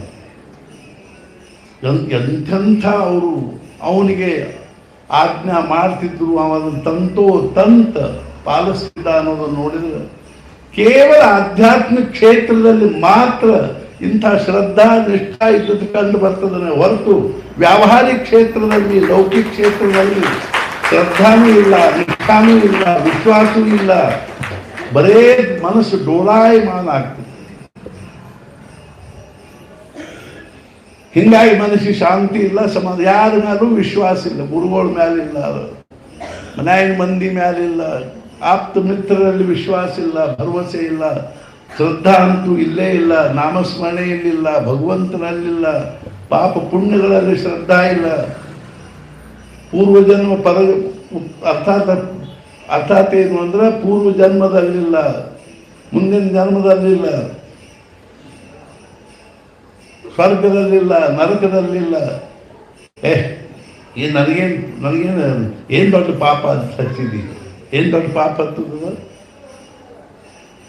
ಹಿಂಗಾಗಿ ಮನುಷ್ಯನೊಳಗೆ ಸಮಾಧಾನ ಎಲ್ಲಿ ಶ್ರದ್ಧಾ ಇಲ್ಲೋ ಅಲ್ಲಿ ಸಮಾಧಾನ ಇಲ್ಲೇ ಇರ್ಕೋ. ಅರ್ಥ ಇಂಥ ಒಂದು ದಿವ್ಯವಾಗಿರ್ತಕ್ಕಂಥ ಭಾಳ ಸ್ವಲ್ಪದ್ರೊಳಗೆ ಹೇಳ್ಯಾರ. ಅದ್ರಾಗ ಅವ್ರು ಮೊದಲಿಗೆ ಪ್ರಾರಂಭ ಮಾಡೋದು ಹೇಳ್ತಾರೆ. ಮುಂಚೆ ಅವರು ಒಂದಿಷ್ಟು ಪುಸ್ತಕ ಈ ಗ್ರಂಥವನ್ನು ದಾಸಬೋಧ ಮತ್ತು ಇವ್ರು ಹೆಂಗೆ ಬರೆದ್ರು ಅಂದ್ರೆ ಭಾಳ ವಯಸ್ಸಾದ್ಮೇಲೆ ಬರ್ತಾರೆ. 60ನೇ ವರ್ಷಕ್ಕೆ ಬರ್ತಾರೆ. ತಮ್ಮ ಆಯುಷ್ಯ ತುಂಬ ತಾವು ಏನು ಚಿಂತನೆ ಮಾಡಿದರು, ಓದಿದರು, ಮನನ ಮಾಡಿದರು, ತಾವೇನು ನೋಡಿದರು, ಕೇಳಿದರು, ತಿಳ್ಕೊಂಡ್ರು, ಅನುಭವಿಸಿದರು, ಅದಕ್ಕೆಲ್ಲ ಸಾರಭೂತವಾಗಿ ದಾಸಬೋಧ. ಅದರೊಳಗೂ ಸಹಿತ ನವವಿಧ ಭಕ್ತಿ ಬಗ್ಗೆ ಒಂದು ದಶಕದಲ್ಲಿ ನವವಿಧ ಭಕ್ತಿ 9 ಪ್ರಕಾರದ ಭಕ್ತಿ ಇವು ಭಾಗವತದಲ್ಲಿ ಹೇಳ್ತಕ್ಕಂಥವು. ಈ 9 ಭಕ್ತಿಗಳನ್ನ ಭಾಗವತದಲ್ಲಿ ವರ್ಣನೆ ಮಾಡಿದರು. ಶ್ರವಣಂ ಕೀರ್ತನಂ ವಿಷ್ಣು ಸ್ಮರಣಂ ಪಾದಸೇವನಂ ಅರ್ಚನಂ ವಂದನಂ ದಾಸ್ಯಂ ಸಖ್ಯಮಾತ್ಮ ನಿವೇದನಂ. ಶ್ರವಣ, ಕೀರ್ತನ, ಸ್ಮರಣ ಅರ್ಥಾತ್ ಶ್ರವಣಂ ಕೀರ್ತನಂ ವಿಷ್ಣು ಸ್ಮರಣಂ ಪಾದಸೇವನ, ಪಾದಸೇವಾ ಮಾಡೋದು, ಅರ್ಚನಂ ವಂದನಂ ದಾಸ್ಯಂ. ಇವು ಒಂದೊಂದರೊಳಗೆ ಒಬ್ಬೊಬ್ರು ಏನಾಗಿ ಹೋಗ್ಯಾರಂದ್ರೆ ಪರಾಕಾಷ್ಠ ಮಾಡಿ ಹೋಗ್ಯಾರ. ಶ್ರವಣ ಭಕ್ತಿ ಯಾರು ಮಾಡಿದ್ರು? ಪರೀಕ್ಷಿತ ರಾಜ ಮಾಡಿದ್ರು. ಸ್ಮರಣ ಭಕ್ತಿ ಯಾರು ಮಾಡಿದ್ರು ಅಂದ್ರೆ ಪ್ರಹ್ಲಾದ್ ಮಾಡಿದ, ನಾರದರು ಮಾಡಿದರು. ಅಲ್ಲಿ ನಾರದರ ಪ್ರಹ್ಲಾದ್ ಮಾಡಿದ್ರು. ಕೀರ್ತನ ಭಕ್ತಿ ಯಾರು ಮಾಡಿದ್ರು ಅಂದ್ರೆ ನಾರದರು ಮಾಡಿದ್ರು. ಸ್ಮರಣ ಭಕ್ತಿ ಯಾರು ಮಾಡಿದ್ರು? ಪ್ರಹ್ಲಾದ್ ಮಾಡಿದ್ರು. ಅರ್ಚನ ಭಕ್ತಿ ಯಾರು ಮಾಡಿದ್ರು? ರಾಜ ಪೃಥುವನ್ನು ನಾವು ಮಾಡಿದ. ವಂದನ ಭಕ್ತಿ ಯಾರು ಮಾಡಿದ್ರು? ಅಕ್ರೂರ್ ಮಾಡಿದ. ಬೃಂದಾವನಕ್ಕೆ ಹೋದಾಗ ಅಲ್ಲಿ ಮಣ್ಣಿನ ಮೇಲೆ ಉಳ್ಯಾಡ್ತಿದ್ದರೆ ಅಕ್ರೂರು. ದಾಸ್ಯ ಭಕ್ತಿ ಮಾರುತಿ ರಾಜ. ಸಖ್ಯ ಭಕ್ತಿ ಅರ್ಜುನ್ ಮಾಡಿ. ಆತ್ಮನಿವೇದನವನ್ನು ಬಲಿಚಕ್ರವರ್ತಿ ಮಾಡಿದ ಅಂತ ತಿಳ್ಕೋ. ಅರ್ಥ ನಾವು ಯಾವುದಾದ್ರೂ ಒಂದು ಭಕ್ತಿ ಮಾಡಿದ್ರೆ ಸಾಕು. ಸಣ್ಣ ಕೂಸುಗಳು ಮುಂಚೆ ಹುಟ್ಟಿದ ಕೂಡಲೇ ಏನು ಮಾಡ್ತಾವೆ? ಮೊದಲೇ ಭಕ್ತಿ, ಶ್ರವಣ ಭಕ್ತಿ ಶುರುವಾಗ್ತದೆ. ಬರೇ ಕೇಳ್ತಾವೆ. ಆಮೇಲೆ ಮಾತಾಡ್ಲಿಕ್ಕೆ ಹತ್ತಾವೆ, ಆಮೇಲೆ ನೆನಪಿಟ್ಕೊಳಕ್ಕೆ ಹತ್ತಾವೆ. ಹಿಂಗದ ರೀತಿ ಅಗದಿ ಪ್ರಾರಂಭದಲ್ಲಿ ಅವ್ರು ಹೇಳ್ತಾರೆ, ಶ್ರವಣ ಭಕ್ತಿ ಬಗ್ಗೆ ಹೇಳಿದರು, ಕೀರ್ತನ ಭಕ್ತಿ ಬಗ್ಗೆ ಹೇಳಿದರು, ಈ ಸ್ಮರಣ ಭಕ್ತಿ ಮರಾಠಿಯಲ್ಲೇ ನಾವು ಅದನ್ನು ನಾಳೆ ಏನದಂದ್ರೆ ಪ್ರಾರಂಭ ಮಾಡೋನು. ಸಮರ್ಥರು ಒಂದು ಜ್ಞಾನ ಅನುಭವ ದಿವ್ಯವಾಗಿರ್ತಕ್ಕಂಥ ಭಾವಗಳು ನಿಶ್ಚಿತವಾಗಿಯೂ ನಮಗೆ ಇರುವಂದ್ರೆ ಅತ್ಯಂತ ಅಮೂಲ್ಯವಾಗಿರ್ತಕ್ಕಂಥವುಗಳ ಇವು ನಾವು ಅಷ್ಟೊಂದು ಸರಳ ಅಂತ ತಿಳ್ಕೋಬಾರ್ದು.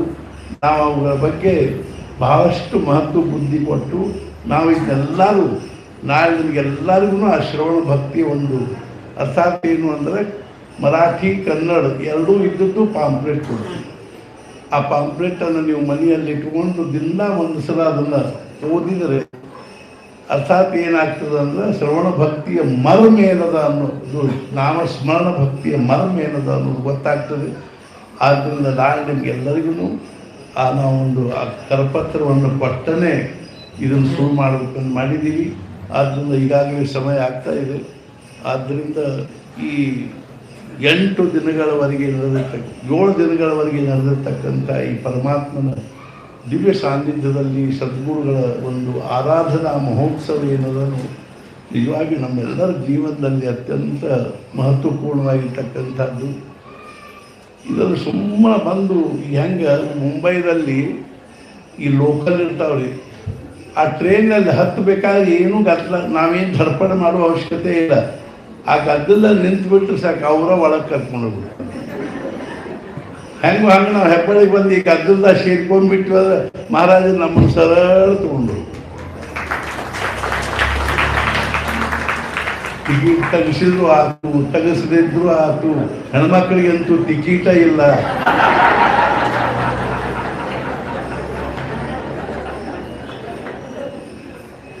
ನಾವು ಇದ್ದೀವಿ ಅನ್ನೋ ಆಧಾರ ತೋರಿಸಿದ್ರು ಸಾಕು, ಫ್ರೀ ಆಗ್ತಾರೆ. ಎಂಥ ಭಾಗ್ಯದ ನೋಡಿ ಖರೀದ, ಎಲ್ಲದ್ರಾಗೂ ಅವ್ರದ್ದು ಖರೀದ. ಕಲಿಯುಗದಲ್ಲಿ ಯಾರಿಗೆ ಅಗದಿ ಕಲಿನ ಪರಿಶ್ರಮದಿಂದ ಭಗವಂತ ಸಿಗ್ತಾನಂದ್ರೆ ಹೆಣ್ಮಕ್ಳಿಗೆ ಸಿಗ್ತಾನ. ಮೊನ್ನೆ ಮತ್ತೆ ದಿವಸ ಹೇಳಿದ್ರು, ಬರೀ ಚಪಾಳಿ ಬರ್ಸಿ ಉಪಯೋಗ ಇಲ್ರಿ, ಮಾಡಿ ತೋರಿಸಿದ್ರೆ ಖರೆ. ಚಪ್ಪಾಳಿ ಬರ್ಸಿದ್ ಏನು ಮುಂದೇನು ಆದರೂ ಒಂದು ಇದು ಅದ ಮರ್ಮದ ಅದ ಹೇಳ್ತೀನಿ.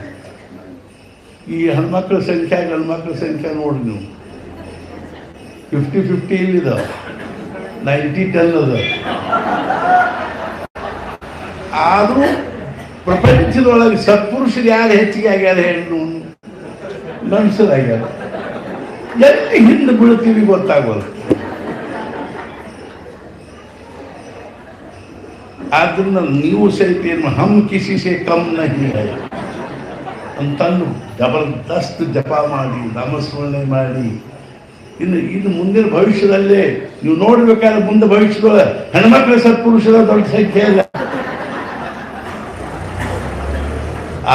ಆದರೂ ಸಹಿತ ಭಾಗ್ಯದಲ್ಲಿ ಭಾರತದ್ದು.